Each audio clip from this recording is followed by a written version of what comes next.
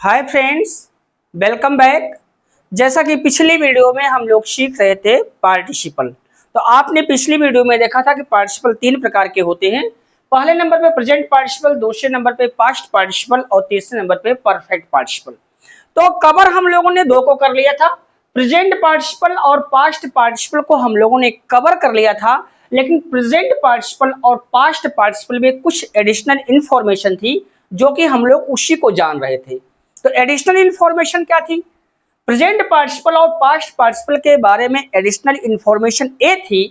जो पहली additional information थी वो ये थी कि when present and past participle are used adjectively means before nouns to qualify them, they are called participle adjectives. जब प्रेजेंट पार्टिसिपल और पास्ट पार्टिसिपल का प्रयोग किसी नाउन के तुरंत पहले होता है और वो एडजेक्टिव के रूप में अपने बाद आए हुए नाउन को क्वालिफाई करता है, तो ऐसे हालात में वो प्रेजेंट पार्टिसिपल, पास्ट पार्टिसिपल जो किसी नाउन के पहले आता है, ग्रामर के लैंग्वेज में उसको पार्टिसिपियल एडजेक्टिव कहते हैं। एक बार फिर समझिए, जो प्रेजेंट पार्टिसिपल और पास्ट पार्टिसिपल इन दोनों को तो हम लोगों ने कवर कर लिया था, लेकिन एडिशनल इंफॉर्मेशन इसके बारे में जो ये थी दोनों के, वो ये थी कि when present and past participle are used adjectively means before nouns to qualify them, they are called participle adjectives. जब प्रेजेंट पार्टिसिपल और पास्ट पार्टिसिपल का प्रयोग किसी नाउन के पहले उस नाउन को एडजेक्टिव की भांति क्वालिफाई करने के लिए होता है, तो ऐसे हालात में प्रेजेंट पार्टिसिपल और पास्ट पार्टिसिपल को हम पार्टिसिपियल एडजेक्टिव्स के नाम से जानते हैं। ये तो पहली एडिशनल इंफॉर्मेशन थी। दूसरी एडिशनल इंफॉर्मेशन ये है कि when present and past participle are used adjectively, present participle is active in meaning whereas past participle is passive in meaning. कहने का मतलब ये है कि जब प्रेजेंट पार्टिसिपल और पास्ट पार्टिसिपल का प्रयोग किसी नाउन के पहले एडजेक्टिव की भांति उस नाउन को क्वालिफाई करने के लिए होता है, तो याद रखिएगा प्रेजेंट पार्टिसिपल एक्टिव होता है जबकि पास्ट पार्टिसिपल हमेशा पैसिव होता है। समझिए इस चीज को, ये दूसरी एडिशनल इंफॉर्मेशन है। When present and past participle are used adjectively, present participle is active in meaning, whereas past participle is passive in meaning. जब present participle और past participle का प्रयोग किसी नाउन के पहले उस नाउन को एडजेक्टिव की भांति क्वालिफाई करने के लिए होता है, तो ऐसे हालात में प्रेजेंट पार्टिसिपल हमेशा एक्टिव वॉइस में होता है जबकि पास्ट पार्टिसिपल हमेशा पैसिव वॉइस में होता है। जरा इसको यहां समझ लेते हैं। जैसे यहां सेंटेंस ले लेते हैं, ठीक। अब यहां सेंटेंस लेते हैं, जैसे है हमारा अ रोलिंग स्टोन। अब ये देखें तो यहाँ पे स्टोन क्या है, यहाँ देखिए स्टोन हमारा नाउन है, ठीक। और ये रोलिंग क्या है, ये रोलिंग प्रेजेंट पार्टिसिपल है। और ये रोलिंग जस्ट इस नाउन के पहले आकर एडजेक्टिव की भांति इस स्टोन नामक नाउन को क्वालिफाई करता है। तो ये रोलिंग क्या हुआ, पार्टिसिपियल एडजेक्टिव। और पार्टिसिपियल एडजेक्टिव में इसको क्या नाम देंगे, प्रेजेंट पार्टिसिपियल एडजेक्टिव।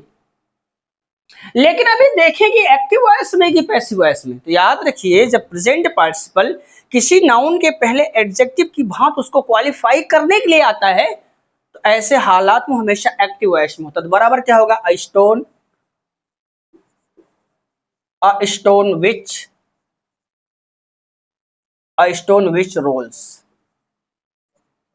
विच रोल्स, ठीक। अभी एक्टिव वॉइस में, ठीक। एक और सेंटेंस देखते हैं, अ लाइंग विटनेस, ठीक। अ लाइंग है, यहाँ पे विटनेस क्या है, नाउन है, ये नाउन है। और ये लाइंग क्या है, प्रेजेंट पार्टिसिपल है।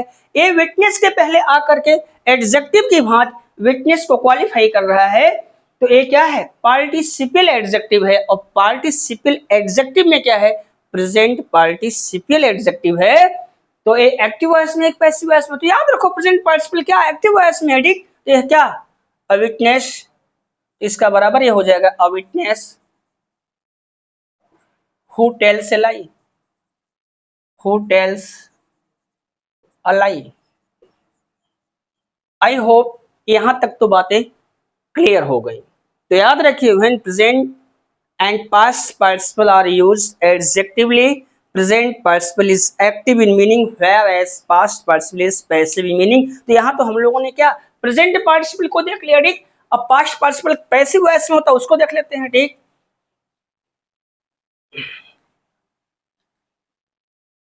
यहाँ देख लेते हैं, जैसे यहाँ है अ ब्रोकन, जैसे है a broken chair, a broken chair. अब देख लेते हैं, ठीक। अब ब्रोकन चेयर, अब इसमें देखें तो चेयर क्या है, नाउन है, और ब्रोकन क्या है, पास्ट पार्टिसिपल है। लेकिन ये चेयर के जस्ट पहले आकर के अब एडजेक्टिव की भांति इस चेयर को क्या कर रहा है, क्वालिफाई कर रहा है। इसको क्या नाम देंगे, पार्टिसिपियल एडजेक्टिव। और पार्टिसिपियल एडजेक्टिव में है क्या, पास्ट पार्टिसिपल, तो इसको नाम क्या देंगे, पास्ट पार्टिसिपल एडजेक्टिव। तो अब ए एक्टिव में है कि पैसिव वॉइस में, तो याद रखो प्रेजेंट पार्टिसिपल एक्टिव वॉइस में होता है, और जो पास्ट पार्टिसिपल होता है वो हमेशा मीनिंग में पैसिव होता है। तो बराबर क्या हो जाएगा, a chair, a chair which is broken, which is broken, which is broken. अब यहां समझिए, ठीक। तो इसका मतलब ये पैसिव वॉइस में, ठीक।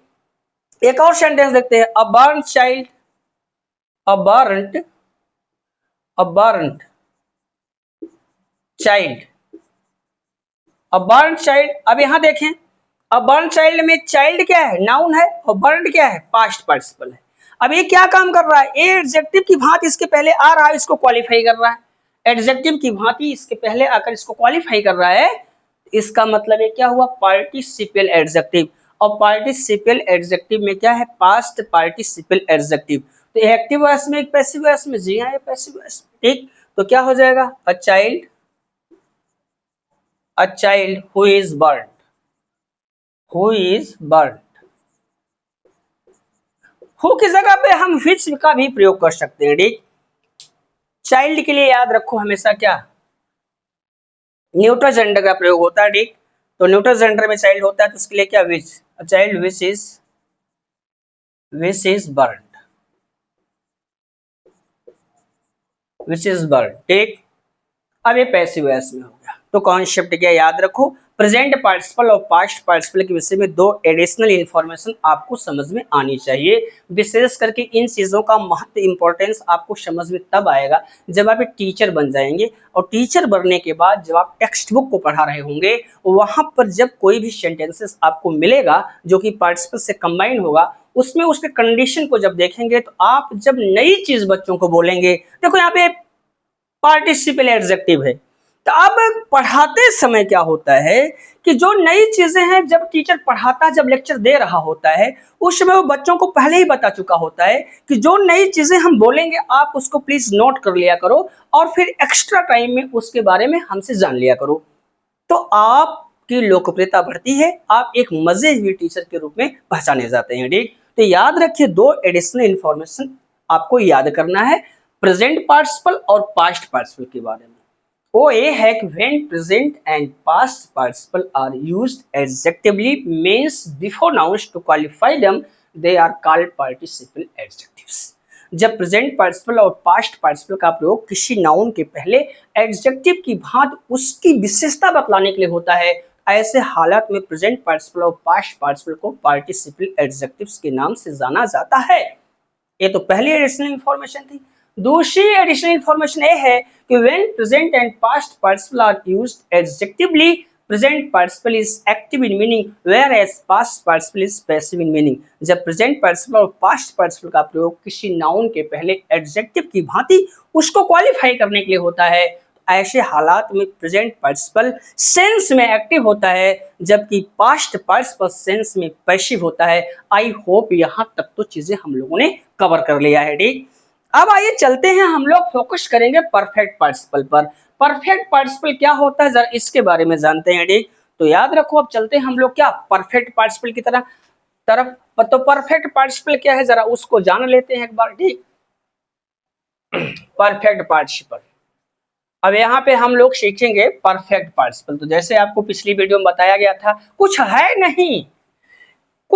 नहीं पार्टिसिपल को सीखना। अगर आपको फाइनाइट वर्ब के फॉर्म्स पता है, ठीक, तो बहुत आसान है पार्टिसिपल, इंफिनिटिव और जेरेंड को जानना। ये नॉन फाइनाइट होते हैं, ठीक, लेकिन बड़ा इंपॉर्टेंट रोल ये अदा करते हैं, बहुत इंपॉर्टेंट रोल है इनका। अब ये तीसरा हमारा आ रहा है परफेक्ट पार्टिसिपल। ये है क्या जरा इसको समझ लेते हैं।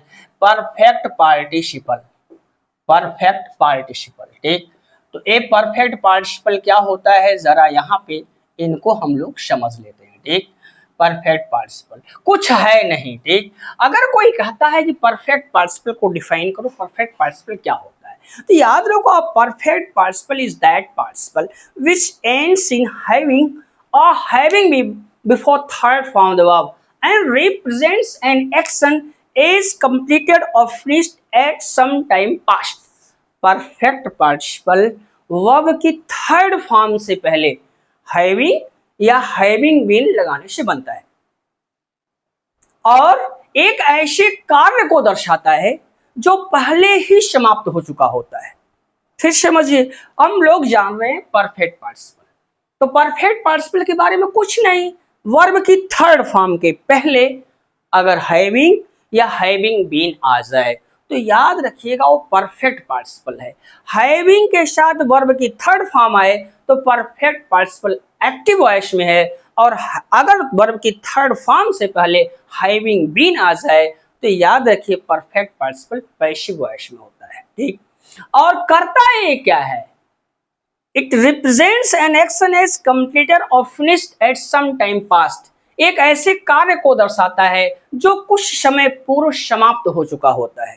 तो याद रखिए परफेक्ट पार्टिसिपल एक ऐसा पार्टिसिपल है जो वर्ब की थर्ड फॉर्म से पहले हैविंग या हैविंग बीन लगाने से बनता है और एक कार्य के बाद दूसरे कार्य के शुरू होने का बोध कराता है। परफेक्ट पार्टिसिपल वर्ब की थर्ड फॉर्म से पूर्व हैविंग या हैविंग बीन लगाने से बनता है और एक कार्य के बाद दूसरे कार्य के शुरू होने का बोध कराता है। कानून एक कार्य समाप्त हो गया और दूसरे कार्य के शुरू होने का ये बोध कराएगा। कैसे समझिएगा। ठीक, जैसे यहां देख लेते हैं, जैसे पहला है सेंटेंस हमारा having rested, comma the boy went home। Having rested the boy went home। अब एक सेंटेंस है, अभी यह सेंटेंस सिंपल है, तो सिंपल सेंटेंस है तो एक नया सिंपल सेंटेंस ये है, इसको नया सिंपल सेंटेंस बनाया गया है। अगर ये सिंपल सेंटेंस होगा तो याद रखिए इसमें सिर्फ एक ही सब्जेक्ट और एक ही उसकी फाइनाइट वर्ब होगी। तो यहाँ पर बॉय क्या है, एक ही सब्जेक्ट है और वेंट यहाँ पर एक ही फाइनाइट वर्ब है, तो फिर हैविंग रेस्टेड है क्या, तो हैविंग रेस्टेड ये वाला जो पोर्शन है ये हमारा परफेक्ट पार्टिसिपल है। परफेक्ट पार्टिसिपल है, ये परफेक्ट पार्टिसिपल है। तो ए एक्टिव वॉइस में है कि पैसिव वॉइस में, जी हाँ ए एक्टिव वॉइस में है। ठीक, ए एक्टिव वॉइस में है, एक्टिव वॉइस में है। तो याद रखो पार्टिसिपल चाहे प्रेजेंट पार्टिसिपल हो, चाहे पास्ट पार्टिसिपल हो, चाहे परफेक्ट पार्टिसिपल हो, ये तीनों फंक्शन किसका करते हैं, एडजेक्टिव का। अब ये क्या काम कर रहा है, तो ये हैविंग रेस्टेड बॉय नामक नाउन को क्या करता है, ये नाउन है, इसको क्या करता है, क्वालिफाई करता है। ठीक, having rested qualifies noun the boy as an adjective does. Adjective की भांति ए वाक्य में प्रयुक्त नाउन बॉय को एडजेक्टिव की भांति क्वालिफाई कर रहा है। ठीक, ये एक्टिव वॉइस में है। आई होप यहां तक तो बातें समझ। लेकिन अब ये कर क्या रहा है, ये कैसे कार्य को दर्शाता है, ये दर्शाता है कि ये कार्य समाप्त हो चुका है और दूसरा कार्य शुरू हो रहा है। ठीक, अब आराम करने का कार्य क्या हो गया, लड़के ने आराम तो कर लिया, आराम करने के बाद, आराम करने के उपरांत, आराम करने के पश्चात, इसका तीन अर्थ होता है, के बाद या के उपरांत या के पश्चात। तो आराम करने के बाद, आराम करने के उपरांत, आराम करने के पश्चात, आराम करने का कार्य पहले समाप्त हो रहा है और ये वाला पार्टिसिपल आराम होने वाला कार्य को समाप्त कर रहा है और दूसरे कार्य को शुरू कर रहा है। शुरू क्या कर, द बॉय वेंट होम, ये वाला घर जाने वाला कार्य शुरू कर रहा है। ये याद रखो परफेक्ट पार्टिसिपल है, फंक्शन एडजेक्टिव का कर रहा है और ये क्या है, एक्टिव वॉइस में। एक और सेंटेंस देखते हैं।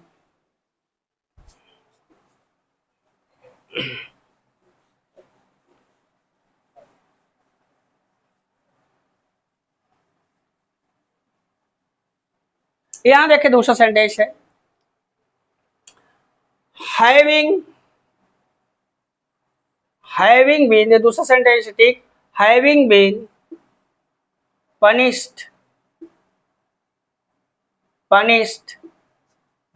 in the school,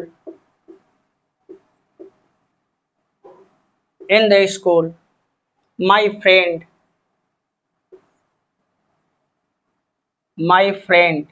left the school,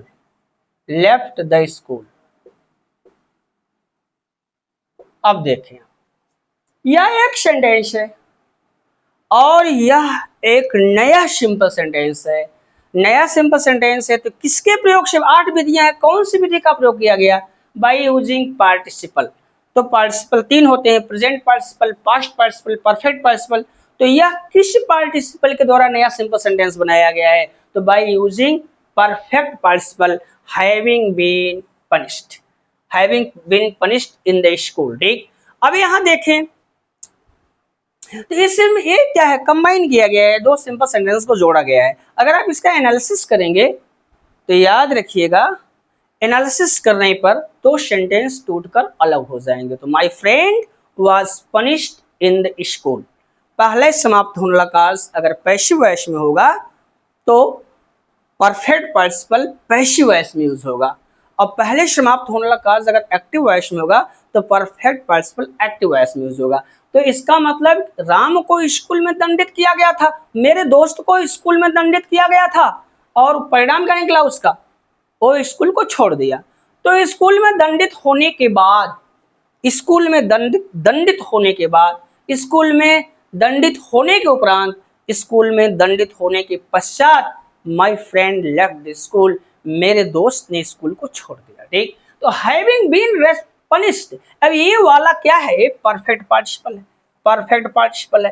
क्यों परफेक्ट पार्टिसिपल है, ठीक, क्योंकि वर्ब की थर्ड फॉर्म क्या, पनिश से पहले हैविंग बीन का प्रयोग हुआ। ये पैसिव वॉइस में, ठीक, ये पैसिव वॉइस में, पैसिव वॉइस में, ठीक। अभी काम क्या कर रहा है, एडजेक्टिव की भांति किसको क्वालिफाई कर रहा है, माय फ्रेंड। अब यहाँ पे फ्रेंड को क्या कर रहा है, फ्रेंड को एडजेक्टिव की भांति क्वालिफाई कर रहा है, ये एक्टिव वॉइस में है। तो याद रखो कुछ है नहीं, perfect participle is that participle which ends in having or having been before third form the verb and represents an action as completed or finished at some time past. Perfect participle verb की third form से पूर्व having या having been लगाने से बनता है और एक कार्य के बाद दूसरे कार्य के शुरू होने का बोध कराता है। हिंदी में इसका अर्थ के बाद, के उपरांत या के पश्चात होता है। आई होप यहाँ तक बातें समझ में आ गई होंगी। अगर एक्टिव वॉइस में होगा तो हैविंग के साथ वर्ब की थर्ड फॉर्म आएगी, अगर पैसिव वॉइस में होगा तो हैविंग बीन के साथ वर्ब की थर्ड फॉर्म आएगी। लेकिन अब यहाँ इंपॉर्टेंट चीज है, कुछ इंपॉर्टेंट चीज बताने जा रहा हूं, उसको आप फोकस कीजिएगा। लेकिन याद रखिए, हैविंग के साथ वर्ब की थर्ड फॉर्म और हैविंग बीन के साथ वर्ब की थर्ड फॉर्म लगाने से जेरेंड भी होता है, ठीक। जब जेरेंड परफेक्ट फॉर्म में होता है तो उसके वर्ब की थर्ड फॉर्म से पहले हैविंग और वर्ब की थर्ड फॉर्म से पूरा हैविंग बीन लगाकर भी क्या बनता है, जेरेंड। याद रखिए, जेरेंड के दो फॉर्म होते हैं, प्रेजेंट फॉर्म, परफेक्ट फॉर्म, ठीक। तो जब प्रेजेंट फॉर्म में होता है जेरेंड, ठीक, थोड़ा सा यहाँ समझिएगा आप, ठीक। यहाँ कंफ्यूजन, बहुत बड़ा कंफ्यूजन क्रिएट होता है कि कहीं कहीं हैविंग के साथ वर्ब की थर्ड फॉर्म आती है तो वो होता है जेरेंड, लेकिन लोग उसको समझ लेते हैं क्या, परफेक्ट पार्टिसिपल। और हैविंग बीन के साथ वर्ब की थर्ड फॉर्म आती है, होता है वो जेरेंड, लेकिन लोग उसको समझ लेते हैं क्या, परफेक्ट पार्टिसिपल। अब उन दोनों में डिफरेंस क्या है जरा जान लेते हैं, ठीक। तो पहले हम थोड़ा सा क्या आपको जेरेंड के बारे में बता देते हैं, ठीक। अब यहाँ थोड़ा सा जेरेंड, क्योंकि इसमें अक्सर अच्छे अच्छे लोग कंफ्यूज हो जाते हैं, ठीक, और अर्थ का अनर्थ निकाल कर रख देते हैं, ठीक। याद रखिए जो परफेक्ट पार्टिसिपल होगा वो फंक्शन एडजेक्टिव का करेगा, लेकिन जो जेरेंड होगा वो फंक्शन नाउन का करेगा, ठीक।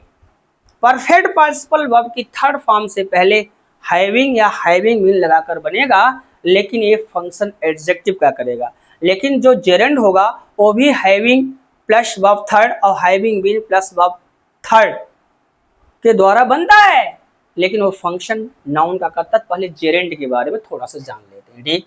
देखिए यहाँ पे है हमारा जेरेंड, ठीक, ये है हमारा जेरेंड। तो जेरेंड दो प्रकार का होता है, एक एक्टिव वॉइस में होता है, ठीक, एक्टिव वॉइस, एक्टिव वॉइस, और फिर दूसरा होता है पैसिव वॉइस, पैसिव वॉइस, ठीक, ये होता है पैसिव वॉइस, पैसिव वॉइस, ये दो होता है भैया, ठीक, जेरेंड। तो एक्टिव वॉइस में इसके दो फॉर्म होते हैं, ठीक, प्रेजेंट और परफेक्ट, याद रखिएगा, ठीक, ये प्रेजेंट और परफेक्ट, प्रेजेंट, प्रेजेंट और perfect, present form, present form, और दूसरा होगा परफेक्ट फॉर्म, परफेक्ट फॉर्म। अब यहां समझिएगा, तो प्रेजेंट फॉर्म में वर्ब फर्स्ट प्लस आईएनजी, जैसे यहां पे लिख दिया हमने, जैसे यहां पे एक शब्द लिख दिया डूइंग, डूइंग, ठीक। अब यहां समझिए, ठीक। अब यहां देखिए परफेक्ट फॉर्म, ठीक, तो परफेक्ट फॉर्म में क्या हो जाएगा, हैविंग प्लस वर्ब थर्ड। अब इसी का बना दें तो हैविंग डन हो जाएगा। अब यहां कंफ्यूजन क्रिएट हो रहा है कि वर्ब की थर्ड फॉर्म से पूर्व हैविंग या हैविंग में लगाकर परफेक्ट पार्टिसिपल भी बनता है, और वर्ब की थर्ड फॉर्म से पूर्व हैविंग या हैविंग मिलाकर जेरेंड भी बनता है। यहाँ देख लीजिए, ठीक, परफेक्ट फॉर्म में होगा, एक्टिव वॉइस में परफेक्ट फॉर्म में होगा, तो वर्ब की थर्ड फॉर्म से पूर्व हैविंग लगा के बनाया गया, ठीक। और जब ये पैसिव वॉइस में जेरेंड होता है तब भी इसके दो फॉर्म होते हैं, एक्टिव वॉइस और क्या, पैसिव वॉइस, ठीक। ये है एक्टिव वॉइस, पैसिव वॉइस में, ठीक, पैसिव वॉइस में होता है present form, present form, present form और परफेक्ट फॉर्म, परफेक्ट फॉर्म। अब यहाँ आप समझिएगा, ठीक। अब यहाँ कंफ्यूजन आपको क्रिएट होगा, ठीक। कंफ्यूजन क्रिएट का मतलब क्या, याद रखना, being, being plus verb third और having been plus verb third, having been plus verb third. अब कंफ्यूजन हुआ, ठीक। जैसे इसी को लिखते हैं बीइंग डन, बीइंग डन। अब इसी का हमने निकाला डूइंग का, ठीक, बीइंग डन कर दिया, और यहाँ हैविंग क्या, having been done, having been done.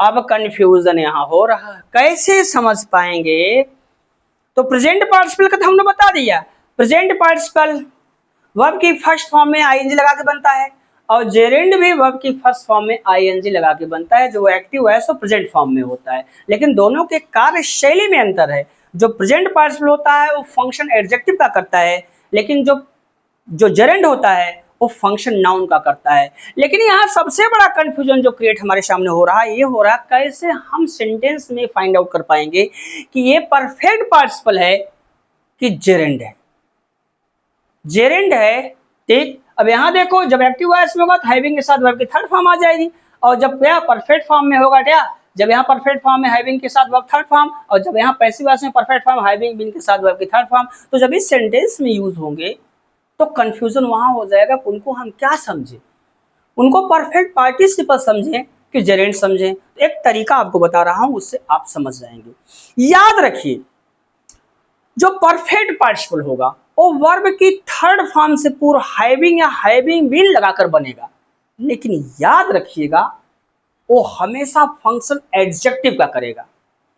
लेकिन जब हैविंग के साथ वर्ब की थर्ड फॉर्म और हैविंग बीन के साथ वर्ब की थर्ड फॉर्म आएगी और जब ये जेरेंड होगा, याद रखना ये फंक्शन नाउन का करेगा। ठीक, और एक और तरीका बता दे रहा हूं आपको। ठीक, कभी भी हैविंग के साथ वर्ब की थर्ड फॉर्म कहीं आए तो पहले उसको समझ लीजिएगा। ठीक, अगर हैविंग के साथ वर्ब की थर्ड फॉर्म आ रही है या हैविंग बीन के साथ वर्ब की थर्ड फॉर्म आ रही है, तो हैविंग जहां से स्टार्ट हुआ उसके पहले देख लीजिए, अगर कोई प्रीपोजिशन होगा तो तुरंत ये समझ लीजिएगा ये जेरेंड है, ये परफेक्ट पार्टिसिपल नहीं है। कैसे उदाहरण समझाता हूं। ठीक, ये है आपके सामने, इससे आपको काफी सहायता मिलेगी। ठीक, तो याद रखिए। ठीक, अब यहां देख लेते हैं।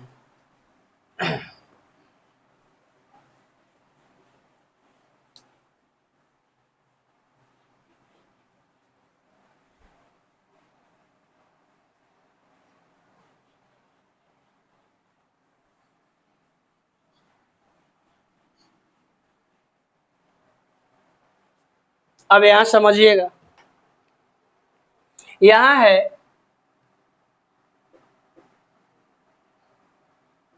Perfect participle,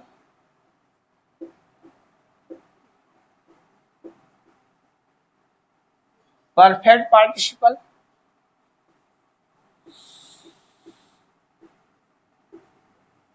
perfect participle. ठीक, जेरेंड, जेरेंड। अब समझिए। ठीक, देखिए, अब आप यहां देखिएगा। ठीक, हैविंग प्लस वर्ब थर्ड और having plus been plus verb third. ठीक, अब फिर यहां समझिए, हैविंग प्लस वर्ब थर्ड और having plus been plus verb third. अब समझिए, ये जेरेंड भी होते हैं और परफेक्ट पार्टिसिपल भी होते हैं। जेरेंड होते हैं जब एक्टिव वॉइस में हो गए परफेक्ट फॉर्म में, हैविंग के साथ वर्ब की थर्ड फॉर्म आएगी, और जब पैसिव वॉइस में हो गए परफेक्ट फॉर्म में, हैविंग के साथ वर्ब की थर्ड फॉर्म। कंफ्यूजन क्रिएट्स हो रहा है यहाँ पे। अब इनको हम जेरेंड समझें कि परफेक्ट पार्टिसिपल समझे, तो मैंने आपको अंतर बता दिया। परफेक्ट पार्टिसिपल जब भी क्या वर्ब की थर्ड फॉर्म से पूर्व हैविंग या हैविंग में लगा होगा, और अगर वो वाला पोर्शन परफेक्ट पार्टिसिपल एडजेक्टिव का फंक्शन कर रहा है तो परफेक्ट पार्टिसिपल होगा। लेकिन अगर वो जेरेंड का फंक्शन कर रहा है, अगर वो नाउन का फंक्शन कर रहा है, तो जेरेंड होगा। एक पहचान बता दे रहे हैं, कहीं भी वर्ब की थर्ड फॉर्म से पहले हैविंग भी ना आए, तो जहां हैविंग लगा, हैविंग जहां से स्टार्ट हुआ उसके पहले अगर देख लीजिए, उसके पहले देख लीजिए, अगर कोई प्रीपोजिशन आया है तो समझ लीजिएगा वो जेरेंड है। और क्या अगर हैविंग के साथ वर्ब की थर्ड फॉर्म आई है तो एक्टिव वॉइस में है, परफेक्ट फॉर्म में है। और हैविंग बीन के साथ अगर वर्ब की थर्ड फॉर्म आई है तो याद रखिएगा पैसिव वॉइस में है और परफेक्ट फॉर्म में, लेकिन है वो जेरेंड। और परफेक्ट पार्टिसिपल में ऐसा आपको नहीं मिलेगा। ठीक, कैसे जैसे एक सेंटेंस देखते हैं अंतर यहाँ। ठीक,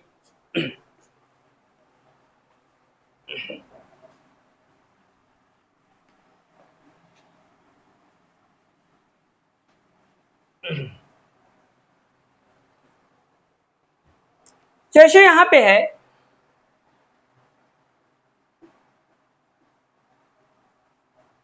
having walked a long distance,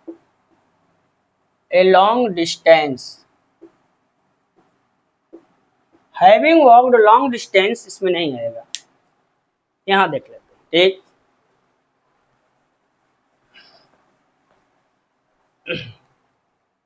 यहां देखिएगा, having walked having walked a long distance,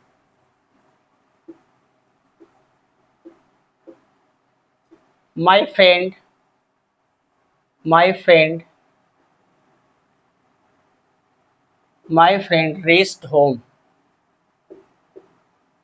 reached home।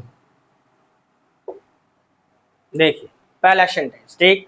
और दूसरा देख लीजिएगा यहाँ पे, ठीक। हैविंग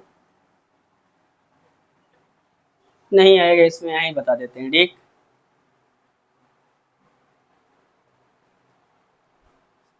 दूसरा यहाँ पे पहला सेंटेंस, दोनों सेंटेंस में अंतर समझिएगा आप। यहाँ ये पहला सेंटेंस है और यहाँ पे दूसरे सेंटेंस में डिफरेंस समझिएगा, ठीक।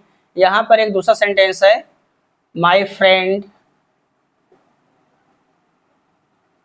was tired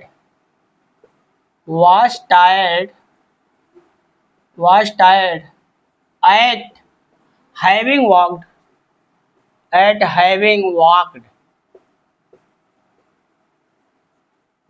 a long distance। यहाँ नहीं आएगा, इसमें दिखा देते हैं, ठीक। यहाँ देख लीजिए, इसमें नहीं आ पाएगा। अब यहाँ देखिए, माई फ्रेंड, दूसरा सेंटेंस है यहाँ, my friend was tired my friend was tired at having walked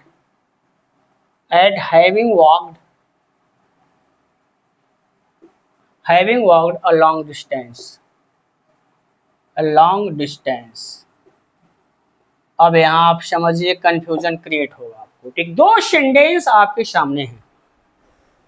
अब यहाँ देखें तो हैविंग वॉक्ड वर्ब की थर्ड पे, यहाँ हैविंग वॉक्ड देख लीजिए, वर्ब की थर्ड फॉर्म से पहले हैविंग लगा है, और यहाँ भी देखिए तो हैविंग के साथ वर्ब की थर्ड फॉर्म लगी है। अब कंफ्यूजन ये क्रिएट हो रहा है, कभी कभी क्या होता है कि लोग इसको तो परफेक्ट पार्टिसिपल मानते ही मानते हैं, कहीं पर अगर इस प्रकार के सेंटेंस आपको मिल गए तो इसको भी परफेक्ट पार्टिसिपल मानने की भूल कर बैठते हैं और अर्थ का अनर्थ निकाल देते हैं। समझिएगा, मैंने आपको क्या बताया, वर्ब की थर्ड फॉर्म से पहले अगर हैविंग बीन आ रहा है तो परफेक्ट पार्टिसिपल होगा, लेकिन फंक्शन एडजेक्टिव का करेगा। और वर्ब की थर्ड फॉर्म के पहले अगर हैविंग बीन आ रहा है, याद रखो जेरेंड भी होगा, लेकिन वो फंक्शन नाउन का करेगा। तो कैसे कंफ्यूजन होगा, नहीं पहचान पाएंगे। तो याद रखो, जहां भी हैविंग के साथ वर्ब की थर्ड फॉर्म आए या हैविंग बीन के साथ वर्ब की थर्ड फॉर्म आए, तो हैविंग के पहले देखो, हैविंग के पहले अगर कोई प्रीपोजिशन नहीं है तो समझ लीजिएगा वो परफेक्ट पार्टिसिपल है और वो फंक्शन एडजेक्टिव का कर रहा। तो पहले सेंटेंस को देखें, यहाँ वॉक्ड के पहले हैविंग लगा, जी हाँ लगा है।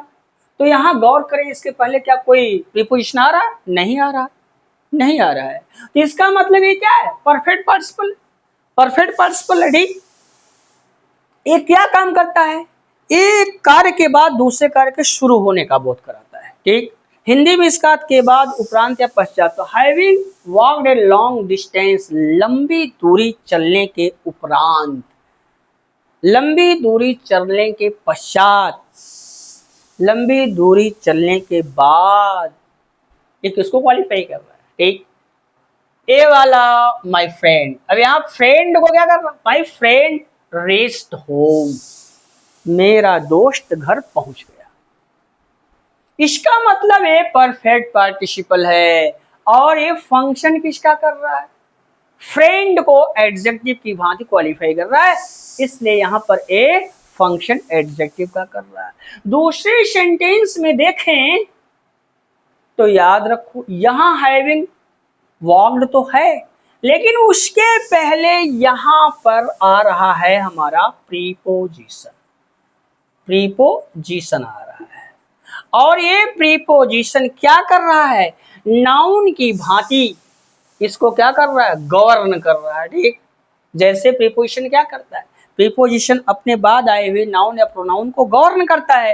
ए वाला हैविंग वॉक्ड इसके द्वारा गवर्न हो रहा है, ये कभी भी परफेक्ट पार्टिसिपल नहीं हो सकता, क्योंकि परफेक्ट पार्टिसिपल कभी भी सेंटेंस के बीच में नहीं आता। बहुत बड़ी पहचान बता दे रहा हूं, परफेक्ट पार्टिसिपल कभी भी सेंटेंस के बीच में ऐसे नहीं आएगा। तो सबसे बड़ी पहचान यही है कि हैविंग जहां से स्टार्ट हो रहा उसके पहले आप देखो प्रीपोजिशन लगा है क्या। जी हाँ, एट लगा है, इसलिए हैविंग वर्क्ड क्या है, ए जेरेंड है। और जेरेंड है तो एक्टिव वॉइस में है और परफेक्ट फॉर्म में है। ए फंक्शन क्या कर रहा है, नाउन का कर रहा है। तो माय फ्रेंड वाज टायर्ड, मेरा दोस्त थक गया था। काहे को, कारण क्या था, एड हैविंग वॉक्ड, चलने के कारण। क्या, ए लॉन्ग डिस्टेंस, लंबी ना नेनी, ना नेनी इसका था रहा, लंबी दूरी चलने के कारण मेरा दोस्त थक गया था। ठीक, तो याद रखो यहां पर ही हमारा है क्या, ये हमारा है जेरेंट। क्या है, ये है जेरेंट। क्या है, एक्टिव वॉइस। किसमें है, एक्टिव वॉइस। एक्टिव वॉइस है और किस फॉर्म में है, परफेक्ट फॉर्म। क्या है, परफेक्ट फॉर्म, ये परफेक्ट फॉर्म में है। आई होप ये बात समझ रहे। लेकिन यहाँ पे ये क्या है, ये हमारा है परफेक्ट पार्टिसिपल, ये है हमारा परफेक्ट पार्टिसिपल। परफेक्ट पार्टिसिपल है, ठीक, किसमें है, ये हमारा है पैसिव वॉइस में। किसमें है, पैसिव वॉइस में, सर एक्टिव वॉइस में, एक्टिव वॉइस में, एक्टिव वॉइस में।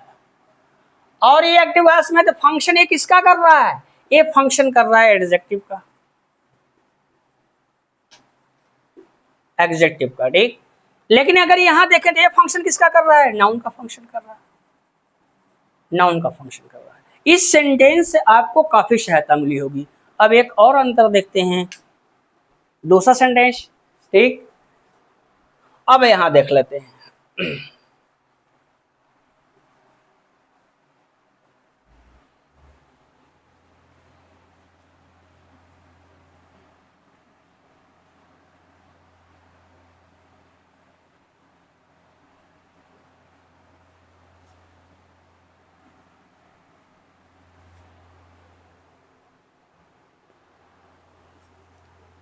पहला सेंटेंस अंतर समझिएगा, having been, having been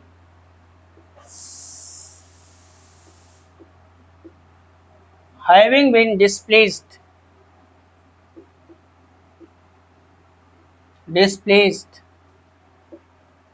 my friend, my friend left the meeting, left the meeting। अब यहां देखिएगा, ये वाले पहले सेंटेंस में देखिए ये वर्ब की थर्ड फॉर्म है। क्या है, ये वर्ब की थर्ड फॉर्म है डिस्प्लेस्ड। इसके पहले हैविंग बीन डिस्प्लेस्ड आ रहा है, आ रहा है हैविंग बीन डिस्प्लेस्ड। अब यहां दूसरा सेंटेंस देख लेते हैं। ठीक, my friend was displeased, displeased,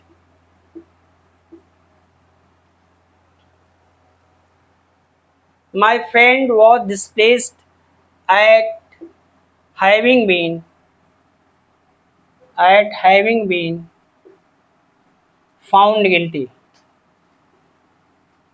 found guilty। अब यहां समझिए आप। ठीक,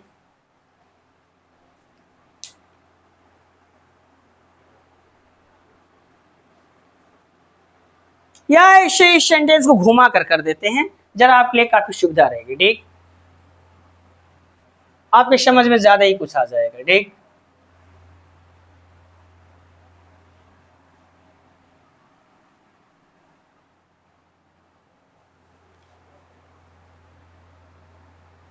ये पहला सेंटेंस है, having been, having been found guilty, guilty, comma my friend was displeased, was displeased, was displeased, ये पहला सेंटेंस है। दूसरा है my friend was displeased, was displeased at having been, having been found guilty, having been found guilty। यहां देख लीजिए दो sentence आपके सामने। हैविंग बीन फाउंड गिल्टी, दोषी पाए जाने के उपरांत, के पश्चात, के बाद, माई फ्रेंड वॉज डिस्प्लेस्ड, मेरा दोस्त अप्रसन्न हो गया। इसमें देखें तो इसके पहले कोई क्या प्रीपोजिशन नहीं आ रहा, ठीक। ये वाला है जो वर्ब की थर्ड फॉर्म, फाउंड से पहले हैविंग में लगा है पैसिव वॉइस में, ठीक।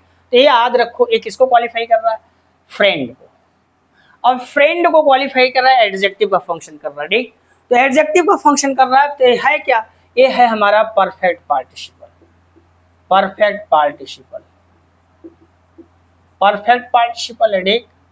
परफेक्ट पार्टिसिपल फंक्शन क्या कर रहा है, एडजेक्टिव का। परफेक्ट पार्टिसिपल पैसिव वॉइस में, किसमें है, पैसिव वॉइस में, पैसिव वॉइस में है, और फंक्शन क्या कर रहा है, एडजेक्टिव का कर रहा है, समझिएगा, एडजेक्टिव का फंक्शन कर रहा है। लेकिन अब यहां देखें, माय फ्रेंड वाज डिस्प्लेस्ड, मेरा दोस्त अप्रसन्न हो गया, कब, at having been found guilty, दोषी पाए जाने पर, ने याद रखो, ये हैविंग यहाँ पे लगा है प्रीपोजिशन, ये यहाँ लगा है प्रीपोजिशन, और ये वाला पोर्शन हैविंग बीन फाउंड, ठीक। अब ये देखें, अब यहाँ कंफ्यूजन हो रहा है, ये क्या है, परफेक्ट पार्टिसिपल नहीं है, ठीक। ये है क्या, सही मामले में ये जेरेंड है, जेरेंड है, ठीक। किस फॉर्म में है, passive voice, gerund passive voice, passive voice, perfect form, perfect form, govern by the preposition, क्या, गवर्न बाय द प्रीपोजिशन, किसके द्वारा हो रहा है, एक्ट। अब अंतर कुछ समझ में आया होगा, ठीक। तो याद रखिए, वर्ब की थर्ड फॉर्म से पहले हैविंग या हैविंग बीन आए तो परफेक्ट पार्टिसिपल भी होता है और वो जेरेंड भी होता है। दोनों में अंदर बस इसी चीज का है कि अगर वर्ब की थर्ड फॉर्म से पहले हैविंग हैविंग बीन आया है तो हैविंग के पहले आप देखो अगर प्रीपोजिशन लगाया तो याद रखो जेरेंड होगा। आई होप यहाँ तक बातें समझ में आ गई होंगी। तो परफेक्ट पार्टिसिपल को तो हम लोगों ने कवर कर लिया, ठीक। जो इसमें था हमने आपको बता दिया। तो यहाँ पर तीनों पार्टिसिपल हम लोगों ने कवर कर लिया है, ठीक। अब कुछ और एडिशनल इंफॉर्मेशन है, जरा उसके बारे में जान लेते हैं, ठीक। कुछ एडिशनल इंफॉर्मेशन क्या है वो जरा देखते हैं उसको, ठीक।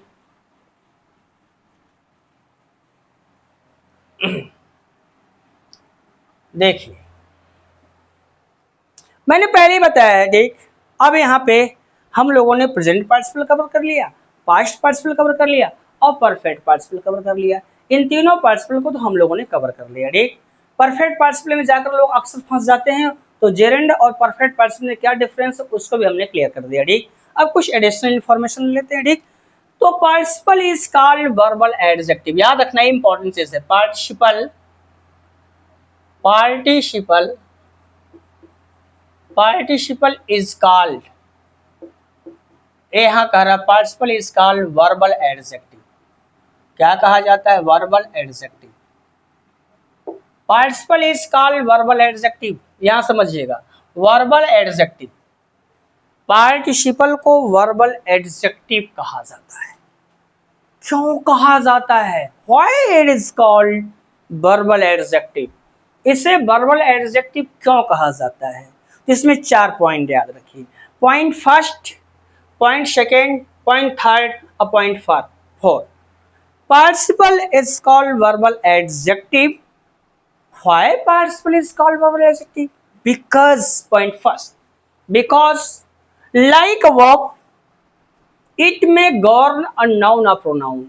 इसको वर्बल एडजेक्टिव इसलिए कहा जाता है पहले पॉइंट में, बिकॉज इसलिए कहा जाता है वर्बल एडजेक्टिव बिकॉज क्योंकि लाइक वर्ब, वर्ब की भांति, it may govern a noun a pronoun, इस सेंटेंस में अपने बाद आए हुए नाउन प्रोनाउन को वर्ब की भांति गवर्न करता है पहले पॉइंट में, इसलिए इसको वर्बल एडजेक्टिव कहा जाता है। कैसे, जैसे देख लेते हैं।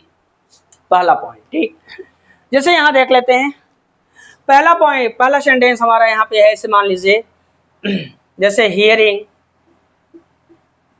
Hearing the noise the thief ran away, ran away। अब याद रखिए participle is called verbal adjective. 4 point, participle को वर्बल एडजेक्टिव क्यों कहा जाता है? पॉइंट फर्स्ट को डिफाइन करेंगे, बिकॉज इसलिए कहा जाता है क्योंकि it may govern a noun a pronoun sentence, क्योंकि ये किसी सेंटेंस में वर्ब की भांति अपने बाद आए हुए किसी नाउन या प्रोनाउन को गवर्न करता है। इन दिस सेंटेंस, इस वाक्य में the noun noise is governed by the participle hearing. इस वाक्य में क्या, ये जो हियरिंग वर्ड है, हियरिंग क्या है? पार्टिसिपल है, और नॉइज क्या है? नाउन है। तो यहां पर कहता है participle is called verbal adjective, participle को वर्बल एडजेक्टिव कहा जाता है। तो 4 पॉइंट याद रखिए, फर्स्ट, सेकंड, थर्ड, फोर्थ।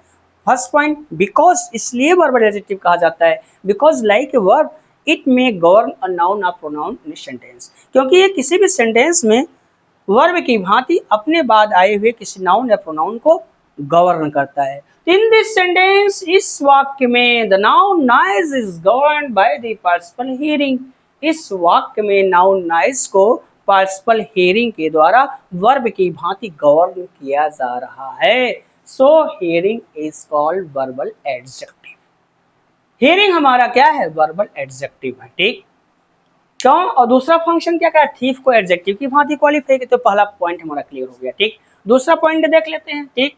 दूसरा पॉइंट ये कहता है like verb participle is called verbal adjective. पहला पॉइंट तो हमारा clear, because it governs a noun a pronoun in a sentence like verb. दूसरा पॉइंट है लाइक अ वर्ब, वर्ब की भांति, it may be modified by an adverb, क्योंकि ये verb की भांति, पार्टिसिपल को वर्ब की भांति एडवर्ब के द्वारा मॉडिफाई किया जाता है। मतलब वर्ब की भांति पार्टिसिपल को एडवर्ब के द्वारा मॉडिफाई किया जाता है।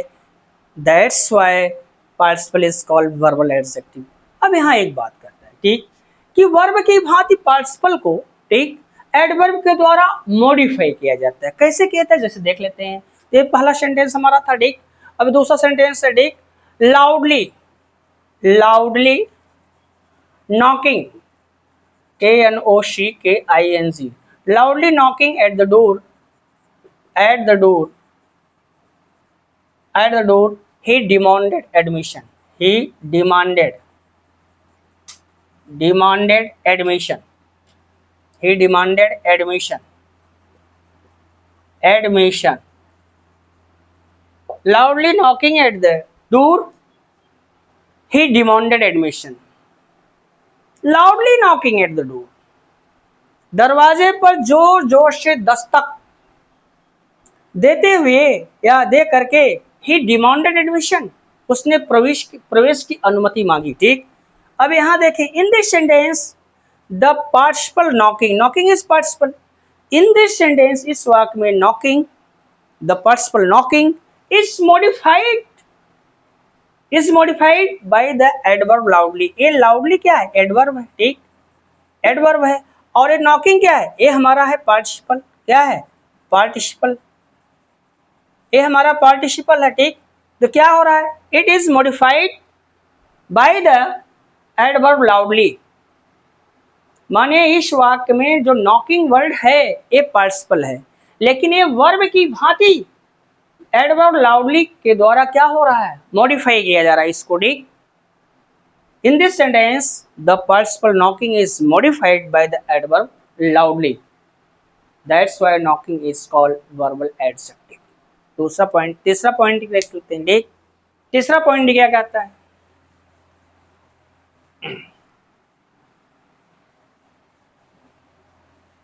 यहाँ पे तीसरा पॉइंट देख लेते हैं वो क्या कहना चाहता है। ठीक, तो तीसरा पॉइंट, ये तीसरा पॉइंट है, पहला दूसरा तो हो गया। ठीक, तीसरा पॉइंट ये है कि like an adjective it may qualify a noun और pronoun.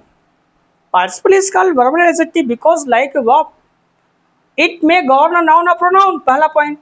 Second, like a verb it may be modified by an adverb. Adverb की भांति इसको क्या, वर्ब की भांति इसको एडवर्ब के द्वारा मॉडिफाई किया जाता है। तीसरा पॉइंट है like an adjective it may qualify a noun और प्रोनाउन। पार्टिसिपल एडजेक्टिव की भांति किसी नाउन अथवा प्रोनाउन को क्वालिफाई करता है। कैसे, जैसे देखते हैं तीसरा सेंटेंस हमारा है। ठीक, तीसरा है having rested, having rested, having rested the boy went home, went home. अब यहां देख लें, in this sentence the noun boy, boy क्या है, नाउन। ठीक, noun. In this sentence, the noun boy is qualified by the participle having rested. इस वाक्य में नाउन बॉय को एडजेक्टिव की भांति पार्टिसिपल हैविंग रेस्टेड के द्वारा क्या किया जा रहा है, क्वालिफाई किया जा रहा है। Hence participle is called verbal adjective. A है क्या, बॉय क्या है, नाउन है, और हो क्या रहा है, qualified, is qualified, is qualified by the participle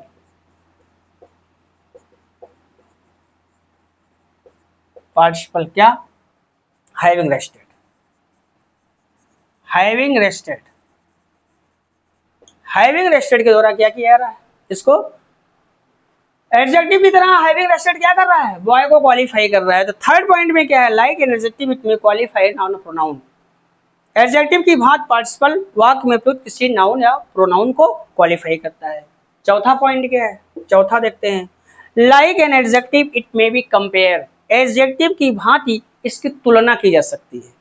like an adjective it may be compare, adjective की भांति इसकी तुलना भी हो सकती है। याद रखिएगा, like an adjective it may be compared, adjective की भांति इसकी तुलना भी हो सकती है। कैसे, जैसे एडजेक्टिव की भांति पार्टिसिपल को कंपेयर किया जाता है। ठीक, जैसे यहां देखते हैं एडुकेशन, चौथा सेंटेंस है education, education is the most pressing need of our time, our time. Education is the most pressing need of our time. In this sentence, pressing is participle. In this sentence, the participle pressing is compared by prefixing most. यहाँ देखें most क्या है, adjective. ठीक, तो याद रखो, in this sentence the participle pressing is compared by prefixing most. इस वाक्य में participle pressing के पहले प्रीफिक्स मोस्ट लगाकर इसको एडजेक्टिव की भांति कंपेयर किया गया है। That's why pressing is called verbal adjective. याद रखो, participle is called verbal adjective. Participle को वर्बल एडजेक्टिव के नाम से भी जाना जाता है। क्यों जाना जाता है, पॉइंट फर्स्ट, इसलिए जाना जाता है बिकॉज, क्योंकि like a verb it may govern a noun और प्रोनाउन इन ए सेंटेंस। इसलिए जाना जाता है, पॉइंट फर्स्ट में इसलिए जाना जाता है क्योंकि यह किसी भी सेंटेंस में वर्ब की भांति अपने बाद आए हुए किस नाउन या प्रोनाउन को गवर्न करता है। Point second, verbal adjective participle को इसलिए भी कहा जाता है बिकॉज, क्योंकि like a verb it may be modified by an adverb. इसलिए भी कहा जाता है क्योंकि पार्टिसिपल को वर्ब की भांति एडवर्ब के द्वारा मॉडिफाई किया जाता है। Point third, participle is called verbal adjective, participle को वर्बल एडजेक्टिव कहा जाता है बिकॉज, क्योंकि लाइक एन एडजेक्टिव इट में क्वालिफाई अ नाउन और प्रोनाउन, क्योंकि ये किसी भी सेंटेंस में एडजेक्टिव की भांति नाउन अथवा प्रोनाउन को क्वालिफाई करते हैं। चौथा, participle is called verbal adjective, participle को वर्बल एडजेक्टिव कहा जाता है बिकॉज, क्योंकि like an adjective it may be compared, क्योंकि एडजेक्टिव की भांति इनकी कंपैरिजन की जाती है। So participle is called verbal adjective, इसलिए पार्टिसिपल को वर्बल एडजेक्टिव कहा जाता है। क्यों कहा जाता है, पूरा ब्यौरा यहाँ पर हमने आपके सामने पेश कर दिया। अब याद रखो, पार्टिसिपल के बारे में कुछ और भी एडिशनल इंफॉर्मेशन है, उनको भी कवर कर लो। ठीक, अब यहाँ आता है यूज ऑफ पार्टिसिपल। ठीक, पार्टिसिपल का प्रयोग सेंटेंस में होता है किन परिस्थितियों में, ठीक, कैसे होता है। ठीक, तो याद रखिए, इंपॉर्टेंट चीज है, इसको भी कवर कर लीजिए। तो यहाँ देख लेते हैं। ठीक, अब यहाँ हम लोग सीखेंगे यूज ऑफ पार्टिसिपल। किसी भी सेंटेंस में पार्टिसिपल का प्रयोग किन परिस्थितियों में होता है, ठीक, कैसे होता है। तो यहाँ है हमारा यूज ऑफ पार्टिसिपल। ठीक, हम लोग सीखने जा रहे हैं यूज ऑफ पार्टिसिपल। तो याद रखो, किसी भी सेंटेंस में पार्टिसिपल का प्रयोग तीन तरह से हो सकता है। ठीक, पहले नंबर पे है एट्रीब्यूटिवली, याद रखना, एट्रीब्यूटिवली,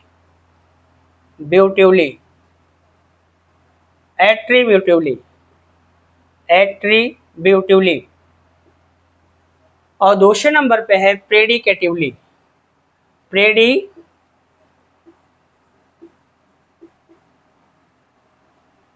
प्रेडिकेटिवली, ये दूसरा है प्रेडिकेटिवली। और तीसरा है, एक वाला हमारा था एट्रीब्यूटिवली, और दूसरे नंबर पे था प्रेडिकेटिवली, और तीसरे नंबर था absolutely, absolutely, absolutely, absolutely with a noun, with a noun, with a noun, pronoun, with a noun or pronoun going before, going before। अब यहाँ समझिएगा, absolutely with a noun or pronoun going before, यहाँ समझिएगा। कहने का मतलब ये हो गया, हम लोग अब यहाँ सीखने जा रहे हैं यूज ऑफ पार्टिसिपल। तो याद रखिए, पार्टिसिपल का प्रयोग सेंटेंस में तीन तरह से होता है, एट्रीब्यूटिवली, प्रेडिकेटिवली और एब्सोल्युटली विद नाउन और प्रोनाउन गोइंग बिफोर। फिर समझिए, यहाँ पर हम लोग पार्टिसिपल के यूज को सीखने जा रहे हैं। पार्टिसिपल सेंटेंस में कितने तरह से यूज हो सकता है। तो एट्रीब्यूटिवली इसका प्रयोग हो सकता है, इसका प्रयोग प्रेडिकेटिवली भी हो सकता है, और इसका प्रयोग एब्सोल्युटली विद नाउन और प्रोनाउन गोइंग बिफोर भी हो सकता है। याद रखिए, इसमें देख लेते हैं हल्का सा एट्रीब्यूटिवली। सुनिएगा ध्यान से, ये पहला हम देखने जा रहे हैं एट्रीब्यूटिवली।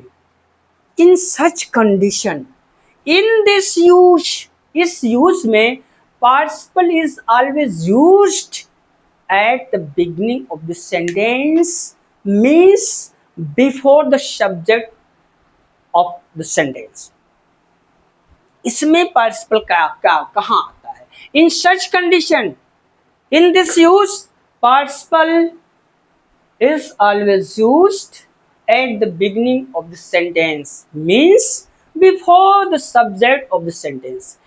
इस प्रयोग में हमारा पार्टिसिपल कहाँ आता है, सदैव वाक्य के प्रारंभ में आता है। कहने का मतलब ये हुआ कि पार्टिसिपल वाक्य के सब्जेक्ट के पहले आता है। And when participle is used at the beginning of the sentence, means before the subject of the sentence, it is called attributively use of participle. जब कोई भी पार्टिसिपल किसी भी सेंटेंस में वाक्य की शुरुआत करता है, अर्थात वाक्य के सब्जेक्ट के पहले आता है, ये पार्टिसिपल का एट्रीब्यूटिवली यूज होता है। कैसे, जैसे यहाँ देख लेते हैं, यहाँ पहला सेंटेंस हमारा है ठीक, जैसे हियरिंग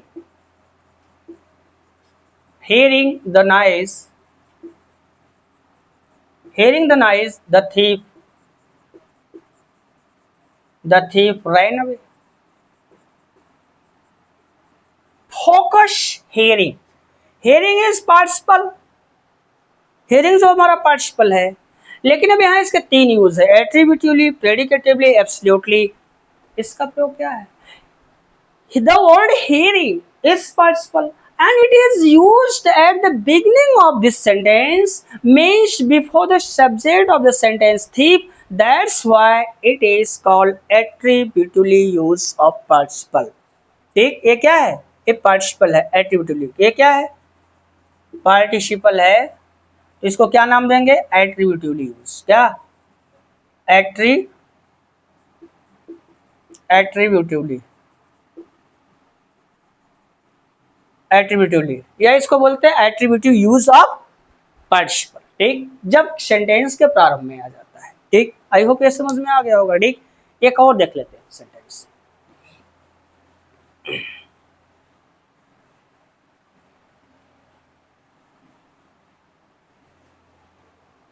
जैसे है दूसरा सेंटेंस है, हैविंग रेस्टेड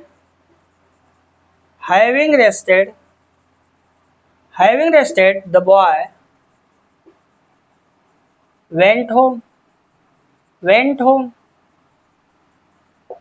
अब focus participle, having rested perfect participle, ये परफेक्ट पार्टिसिपल है।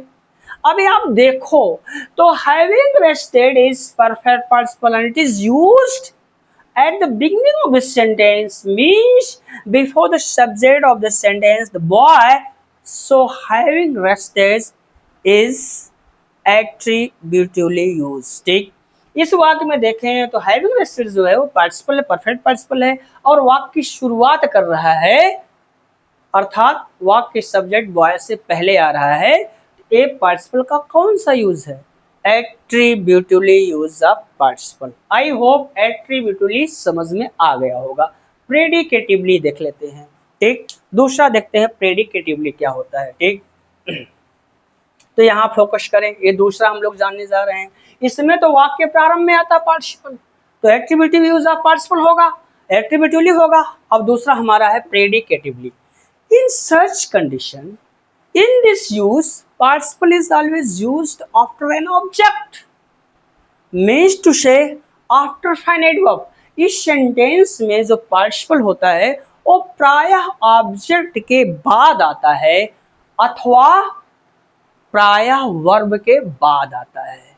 तो when a participle is used after an object or after verb in a sentence, it is called predicative use of participle। जब किसी भी sentence में participle का प्रयोग object के बाद होता है अथवा वर्ब के बाद होता है, तो यह पार्टिसिपल का प्रेडिकेटिवली यूज होता है, अर्थात पार्टिसिपल प्रेडिकेटिव यूज में आता है। ठीक, कहलाता है। कैसे? जैसे देख लेते हैं। जैसे आयशा राम, पहला सेंटेंस है Ayesha Ram, Ayesha Ram flying a kite, मैंने राम को पतंग उड़ाते हुए देखा। ठीक, अब यहाँ पे देखें तो ये क्या है? ये हमारा ऑब्जेक्ट है। ठीक, और फ्लाइंग आ रहा है तो ये क्या है? पार्टिसिपल है। ये पार्टिसिपल है, तो पार्टिसिपल है तो किस यूज मानोगे भाई? Predicatively use. ये क्या है? Predicative use of participle. ठीक, एक और सेंटेंस देखते हैं।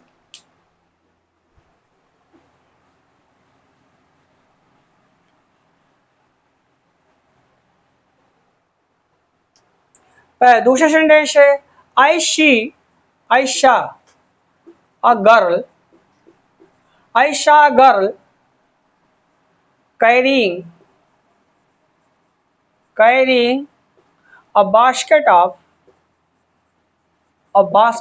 Flowers. Ayesha girl carrying a basket of flowers.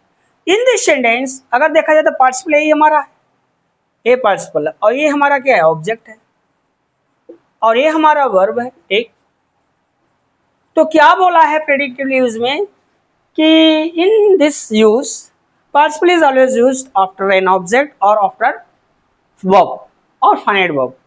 इस वाले यूज में पार्टिसिपल जो होता है ऑब्जेक्ट अथवा वर्ब के बाद आता है। And when a participle is used after an object और after finite verb in sentence it is called predicative use of participle. ठीक, इसमें है ठीक, हमारा पार्टिसिपल है ठीक, ये हमारा पार्टिसिपल है ठीक, तो ये किसमें है भैया ठीक, ये किस यूज में है प्रेडिकेटिव, क्या प्रेडिकेटिवली, इसको बोलते हैं प्रेडिकेटिवली। समझ में आ गया होगा ठीक।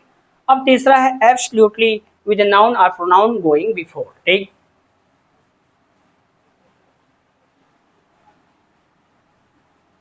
अब यहाँ तीसरा हम जानने चल रहे हैं ठीक। तीसरा क्या है देखो, एब्सोल्युटली विद नाउन और प्रोनाउन गोइंग बिफोर इन सच कंडीशन, ऐसे हालात में, और इन दिस यूज, इस यूज में participle is always used after noun और प्रोनाउन, ऐसे हालात में पार्टिसिपल किसी नाउन अथवा प्रोनाउन के बाद आता है। And when a participle is used after noun और pronoun in a sentence it is called absolutely use of participle। absolutely use of participle, absolutely with the noun or pronoun going before। फिर समझिए, in such condition participle is always used after noun और pronoun, ऐसे हालात में participle हमेशा किसी noun अथवा pronoun के बाद आता है। And when a participle is used after a noun और pronoun in sentence it is called absolute use of participle. बात समझ में? कैसे, जैसे देख लेते हैं, जैसे the sun having risen, the sun having risen, सूर्य उदय होने के बाद, the fog disappeared, the fog disappeared, disappeared. अब यहां देख लेते हैं ठीक। अब यहां देखें तो क्या है द सन, अब हैविंग राइजन क्या है, ये तो पार्टिसिपल है, कौन सा पार्टिसिपल, परफेक्ट पार्टिसिपल है। अब ये द सन है, ये क्या है, नाउन है, नाउन है, और ये हैविंग राइजन क्या है, इस नाउन के बाद आ रहा है ठीक, ये पार्टिसिपल है, क्या है, ये पार्टिसिपल है, पार्टिसिपल है ठीक। तो पार्टिसिपल में कौन सा है, absolutely, absolutely, absolutely with the noun the sun going before, going before। अब आप समझो ठीक। अब इसमें हैविंग रेस्टेड, हैविंग जो हैविंग राइजन का प्रयोग हुआ है, ये क्या एब्सोल्यूट है, पार्टिसिपल, लेकिन किस यूज में है, absolutely, absolute use of participle इसको बोलेंगे। अब ये क्या है, नाउन शन के बाद आ रहा है। एक और सेंटेंस देख लेते हैं,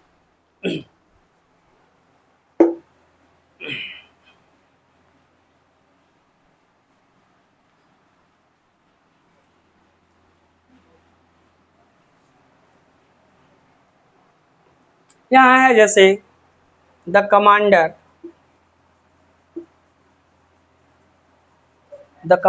हैविंग बीन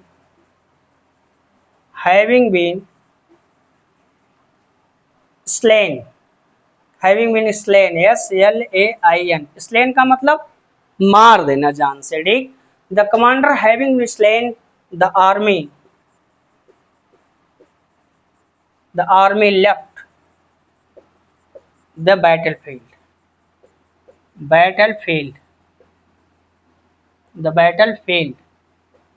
अब यहां समझिए, अब कहता है the commander having been slain, सेनापति की हत्या के बाद, the army left the battlefield, army सेना ने युद्ध के मैदान को छोड़ दिया या युद्ध के मैदान से भाग गई ठीक। अब यहां देखें पार्टिसिपल कहां है, हैविंग स्लेन, ये क्या है, पार्टिसिपल है, पार्टिसिपल है, परफेक्ट पार्टिसिपल है, पैसिव वॉइस में है ठीक। अब ये किसके पहले आ रहा है, ये कमांडर क्या है, ये नाउन है, ये नाउन है ठीक। और ये नाउन के बाद आ रहा है, तो क्या है? Absolutely. Absolutely. Absolute use of participle before the noun commander, before the noun going before commander. अब इसमें हैविंग बीन स्लेन ये पार्टिसिपल है और किस यूज में? एब्सोल्युटली, क्योंकि इसके पहले क्या आया है? नाउन आया। तब जब जब कोई पार्टिसिपल नाउन अथवा प्रोनाउन के बाद आता है तो एब्सोल्युटली यूज होता था। एब्सोल्यूट यूज ऑफ पार्टिसिपल उसको कहते हैं। एक और सेंटेंस देख लेते हैं।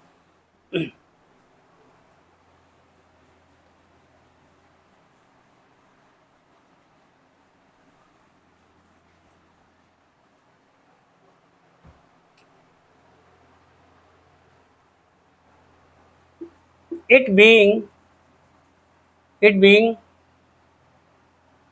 it being bad weather, it being bad weather, we cannot play cricket.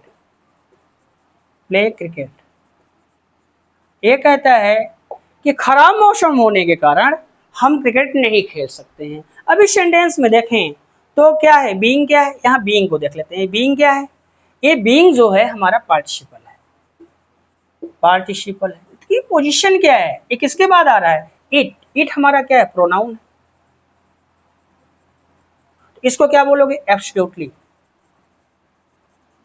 Absolutely अथवा absolute use of participle before the pronoun going before it. ये याद रखो, प्रोनाउन इट के बाद यूज हुआ है, इसलिए क्या है? एब्सोल्युटली यूज में है, अर्थात एब्सोल्यूट यूज ऑफ पार्टिसिपल है। तो when a noun a pronoun is used after a noun or pronoun, when a participle is used after a noun or pronoun in sentence is called absolute use of participle। तो याद रखो, जब आप पढ़ने गए use of participle तो तीन दिखाई पड़ा: attributively use, predicatively use, absolutely with noun और pronoun going before. In this हल्का सा क्यों मानते हैं? in this use participle is always used at the beginning of sentence, means to say before the subject of the sentence. In this use, participle is always used after an object or after finite verb. In such condition, in this use, participle is always used after noun or pronoun. My dear friends, आज की video में बस यहीं तक। मिलते हैं हम आपसे अगली वीडियो में, तब तक के लिए विदा। Best of luck.